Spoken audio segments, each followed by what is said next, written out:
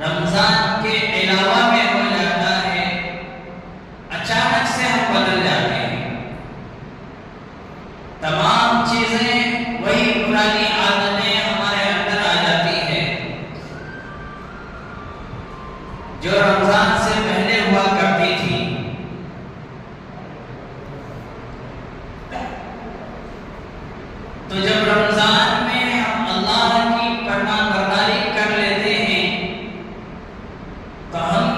کوشش کریں کہ ہماری زندگی رمضان کے بعد بھی اسی طرح چلتی رہے،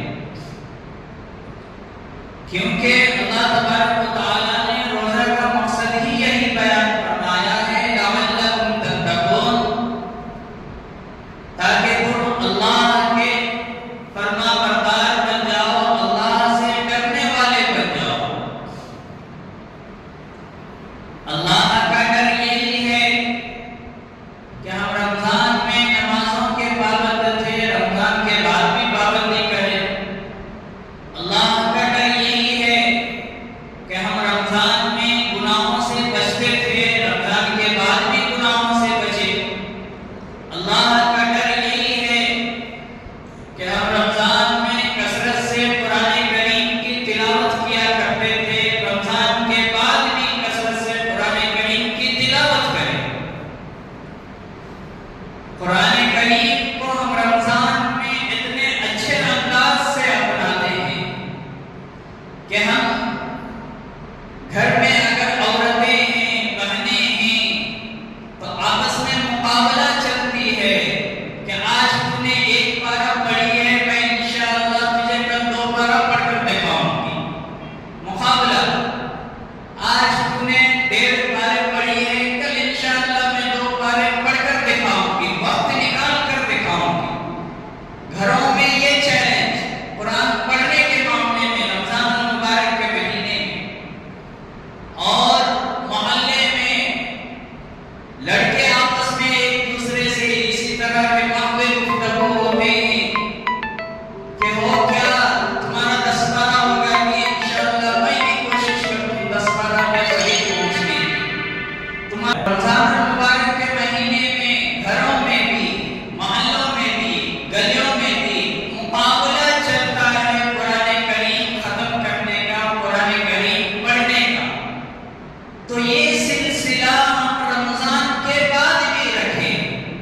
رمضان میں 1 پارہ پڑھتے تھے 1 دن میں، یا 2 پارہ پڑھتے تھے 2 دن میں، یا 3 پارہ پڑھتے تھے 1 دن میں، تو ہم کوشش کریں کہ رمضان کے بعد بھی کم سے کم ہم آدھا پارہ ضرور پڑھیں۔ 2 دن میں ہم 1 پارہ ضرور ختم کریں، پورے مہینے میں نہیں تو 20 پارے ہم ضرور ختم کریں۔ وقت نکالیں، جس طرح آپ رمضان میں وقت نکالا کرتے تھے، اسی طرح رمضان کے بعد بھی وقت نکالنے کی کوشش کریں۔ تو اب مسئلہ یہاں پر آ جاتا ہے کہ امت مسلمہ رمضان گزرنے کے بعد جینے کا ڈھنگ رنگ تمام چیزیں بدل لیتی ہے، تمام چیزیں ہٹ کر ہو جاتی ہیں۔ رمضان کے علاوہ تمام چیزیں بدل جاتی ہیں جو رمضان میں ہوا کرتی تھی۔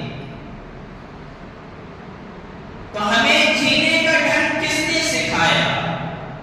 ہمیں کون بتائے گا؟ کون بتا کر گیا؟ ہم وہ سرچ کریں، ہم وہ معلوم کریں، ہم وہ نبی کے فرمان کو سیکھیں، سنیں اور سمجھیں کہ اللہ کے رسول صلی اللہ علیہ وسلم نے ہمیں جینے کا طریقہ کس طرح بتایا ہے، ہمیں رہنے کا طریقہ کس طرح سکھایا ہے۔ نبی کریم صلی اللہ علیہ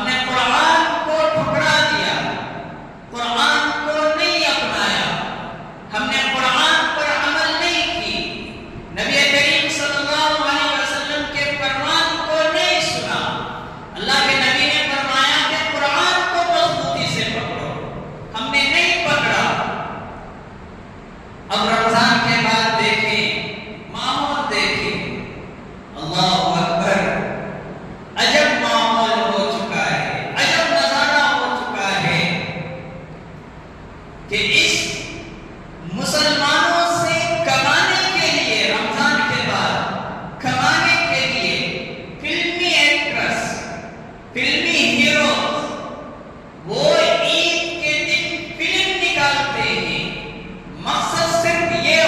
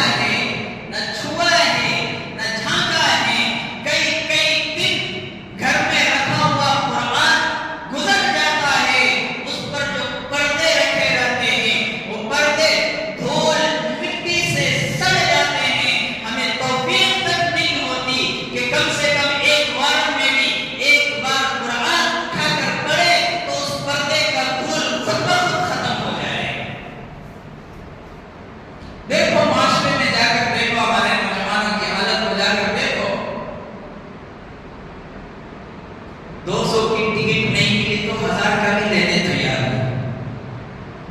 1000 کی نہیں ملی تو بلاک میں 2000 میں بھی لینے تیار تھی. کہ کو تو بھائی جان کی فلم میں فرسٹ شو فرسٹ ڈیش دیکھنا سو. کیا ہو گیا مسلمان؟ ذرا بھی سوچ نہیں ہے کہ ہمارا ایمان کہاں، ہمارا آخرت کہاں، ہمارے پیسے برباد. ارے انہی پیسوں سے رمضان میں تمہارے پڑوسیوں کے گھر کس طرح گزرے ہیں، رمضان میں تمہارے رشتہ داروں کے گھر کس طرح گزرے ہیں، تمہارے جاننے پہچاننے والوں کا عید کس طرح گزرا ہے. انہی پیسوں سے ان کی مدد کرتے تھے. اللہ تبارک و تعالیٰ کئی گنا اجر آپ کو عطا فرماتا، کئی گنا بڑھا کر اللہ آپ کو دیتا. قرآن کریم کو پکڑو. قل اطیعوا اللہ و اطیعوا الرسول. اللہ کا حکم ہے کہ اے نبی آپ کہہ دیجئے کہ وہ میری اطاعت کرے اور آپ کی اطاعت کرے.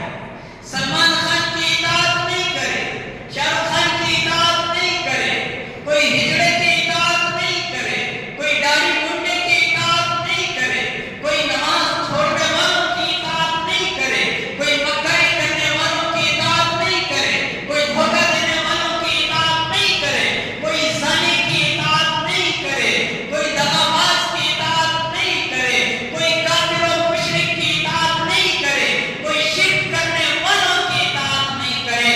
بلکہ اللہ نے کئی جگہ فرما دیا کہ وہ صرف اور صرف میری اطاعت کرے اور آپ کی یعنی محمد رسول اللہ صلی اللہ علیہ وسلم کی اطاعت کرے.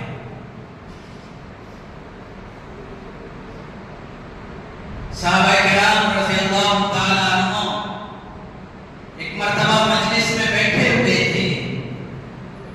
ایک صحابی تشریف لائے، بوڑھے صحابی، کمزور صحابی، دیہات کے رہنے والے، گاؤں کے رہنے والے. آپ ہلتے ہوئے آ رہے ہیں. نبی کریم صلی اللہ علیہ وسلم فرمانے لگے کہ انہیں راستہ دے. وہ صحابی اندر تشریف لائے.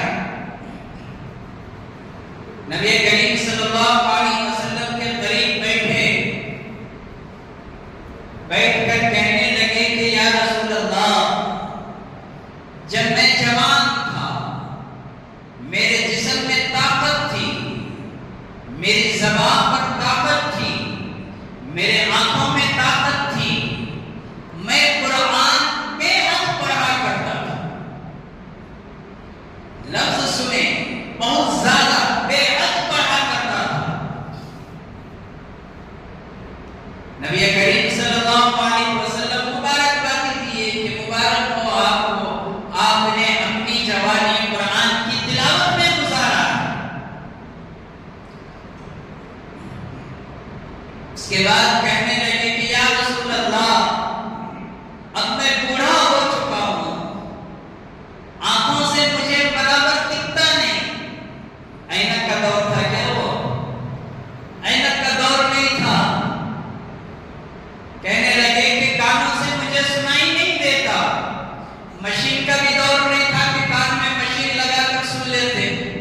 اینک کا بھی دور نہیں تھا کہ اینک لگا کر دیکھ لیتے. یا رسول اللہ، اب مجھے آنکھوں سے دکھائی نہیں دیتا، کانوں سے سنائی نہیں دیتا. وضو کا معاملہ ہے، میرا وضو برقرار نہیں رہتا. بڑھاپے میں وضو کا قائم رکھنا بڑا مشکل ہے، بڑا مشکل کام ہے. وضو برقرار نہیں رہتا ہے. یا رسول اللہ، اب میرے سے اس طرح قرآن پڑھنا نہیں ہو پاتا جس طرح میں جوانی میں پڑھا کرتا تھا. اب مجھے آپ ایک مشورہ دیں کہ اب میں قرآن کریم کا کون سا حصہ پڑھا کروں، کیا پڑھا کروں. نبی کریم صلی اللہ علیہ وسلم فرمانے لگے، اللہ کے بندے، اب آپ ایک کام کریں، قرآن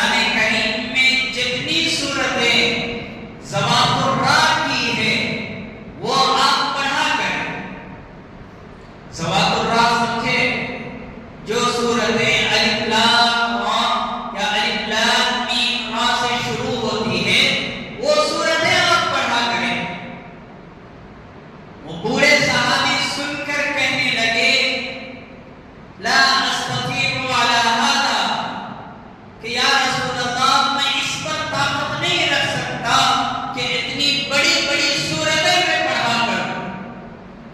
ذوات الراء کی سورتیں بہت بڑی بڑی ہیں. نبی کریم صلی اللہ علیہ وسلم پھر کہنے لگے چلو آپ یہ پڑھا کریں زبر حامیم، جو سورتیں حامیم سے شروع ہوتی ہے آپ وہ سورتیں پڑھا کریں. وہ بوڑھے صحابی کہنے لگے یا رسول اللہ لا استطیع ولا هذا، میں اس پر بھی طاقت نہیں رکھتا. آنکھوں سے آنسو جاری تھا. نبی کریم صلی اللہ علیہ وسلم ان کو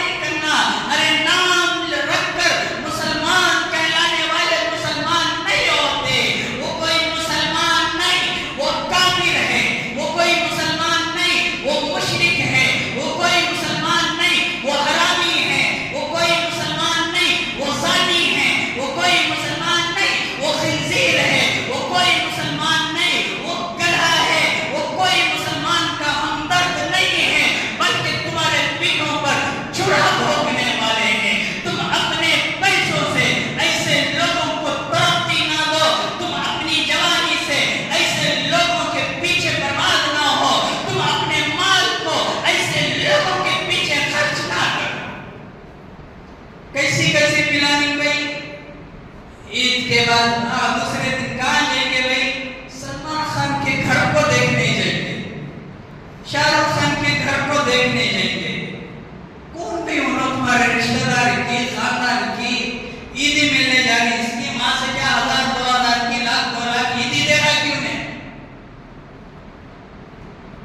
وہ ویڈیوز آتی چند کیسے بھیڑ بھڑکے میں رات بھر جاگ کر یا دن بھر دھوپ میں کھڑے ہو کر اس کے گھر کے سامنے بھیڑ لگا کر اپنی صحت کی تہس نہس کر کے تباہ و برباد کر کے اس کے گھر کے سامنے کھڑے رہتی، کیا ہے انہیں؟ اصلی مسلمان ہوا تھا تو بھی کیا بولے جاتا، یا دنیا کے حساب سے دنیا میں مسلمانوں کو کیا سپورٹ کرتا تو کیا تو بولے جاتا۔ کیسے کیسے حالات آ رہے ہیں ہندوستان میں، مجھے بیان کرنے کی ضرورت نہیں ہے، مجھے بتانے کی ضرورت نہیں ہے۔ ایک دن نہیں گزرا وقت بل پاس ہوا پارلیمنٹ سے، رات دیر تک پاس کیا گیا، اس سے اندازہ لگاؤ کہ جب سامنے والی گورنمنٹ موجودہ گورنمنٹ رات دیر تک اس بل کو پاس کر رہی ہے تو یہ بات سمجھو، کان کھول کر دماغ کھول کر سمجھو کہ اس بل کی اہمیت ان کے نزدیک کتنی بڑی ہے کہ وہ رات تک بھی بیٹھے ہوئے، کتنی اہمیت اس بل کی ہے کہ مسلمانوں کو کس طرح کھوکھلا کیا جائے، ان کے جائیداد کو چھین کر، ان کے مال کو چھین کر، ان کے گھروں بار پر قبضہ کر کے، ان کو کمزور کر کے کس طرح ان کو تباہ و برباد کیا جائے۔ ایسے حالت میں بھی مسلمانوں کا دماغ نہ کھلے تو ہم سے بڑا بدیانور، ہم سے بڑا بیوقوف اور پاگل دنیا میں کوئی اور قوم نہیں جو اپنی حفاظت نہیں کر سکتا، اپنے مال کی حفاظت نہیں کر سکتا، اپنے جائیداد کی حفاظت نہیں کر سکتا۔ چند اسٹیٹس دیکھا واٹس ایپ میں، بہت ہی افسوس ہوا، غم ہوا، تکلیف ہوا۔ دوسرے دن رہتی نہ بھائی تعلقات میں دوستہ میں کار کے جوڑ کھڑی، جوروں کا ہاتھ پکڑ لے کھڑی، کہا بھائی گوا ٹرپ، ممبئی ٹرپ، کہاں کی ٹرپ؟ کیسے؟ وہ بیجا کے سامنے چڑیا پہ لگ کھڑی، اب بھی جیت کریا سو پیسے جا کو تباہ برباد کر کو آیا۔ ایک ٹرپ میں ایک فیملی کے ساتھ 50,000 لاکھ روپے کہاں بھی نہیں گیا، ایک فیملی کے ساتھ میاں بیوی ہی 2 بچے، 50,000 لاکھ روپے کہاں بھی نہیں گیا۔ کرناٹک چھوڑ کر باہر نکلے تو کیسا حالت ہے وہ تو دیکھو، مسلمانوں پر حالات کیسے آ رہے ہیں۔ اسی پیسے کو مسلمانوں کی ترقی میں لگاتے، اسی پیسے کو جو حالات چل رہے ہیں اس کی کامیابی میں لگاتے، اسی پیسے کو دوسرے چیزوں میں لگاتے، اسی پیسے کو اپنے غریب رشتہ دار کو بانٹتے۔ ایک صاحب ہی نام نہیں لیتا، پوری رمضان انہوں اسٹیٹس ڈالتے رہے، کیا؟ سحری کی تیاری، اختیاری کی تیاری، مسجد میں اختیاری کرا رہی سو وہ بھی لگا رہی انہوں نے سے، فرسٹ اختیاری، تھرڈ اختیاری، پہلے عشرے کی اختیاری، دوسرے عشرے کی اختیاری، اس کے بعد آفٹر ظہر نماز، آفٹر تراویح نماز، یہ تمام چیزیں پورا رمضان میں ان کا اسٹیٹس دیکھتا تھا، لگتا رہا لگاتار۔ عید کے دن کیا اسٹیٹس لگ کر ہے، کار میں بیٹھا ہے، زبردست گانے ڈالے ہیں، ناچ رہا ہے، آفٹر رمضان، آفٹر رمضان تمام چیزیں ایک جھٹکے میں بدل گیا۔ وہ بولتے نہ پوسا کہ وقت بدل گئے، حالات بدل گئے، وہ حالت ہوا۔ پورا رمضان عبادت کا ڈالتے رہا، عید کے دن کیا ہو گیا، آفٹر رمضان مست پھڑک رہا ہے، انہیں گانا ڈال کر ہے، کار میں ڈانس کر رہا ہے، آفٹر رمضان۔ ارے شرم کرو میرے نوجوانوں، یہ کیسا عمل ہے؟ میں ان لوگوں سے مخاطب نہیں ہوں، الحمدللہ جن کی زندگی ان چیزوں سے پاک ہے، جن کی زندگی ان چیزوں سے پاک ہے، میں ان سے مخاطب نہیں ہوں، میں ان سے مخاطب ہوں جن کی زندگی یہ غلط کاموں میں ملوث ہے، جن کے حرکات ایسے کاموں میں لگے رہتے ہیں، جن کی زندگی ناچ گانے میں گزرتی ہے، جن کی زندگی عیاشی میں گزرتی ہے، جن کی زندگی موج مستی میں گزرتی ہے، جنہیں یہ درد نہیں ہوتا کہ فضول اگر میں 50,000 لاکھ روپے خرچ کر دوں تو اللہ کے یہاں حساب نہیں ہوگا، میں ان سے مخاطب ہوں۔ خدا کی قسم اگر تم فضول کیے، اسراف کیے، گھومنا پھرنا سیر کرنا جائز ہے لیکن لمٹ میں، لمٹ سے زیادہ ہوا، اتنے پیسے کا آپ سیر کیے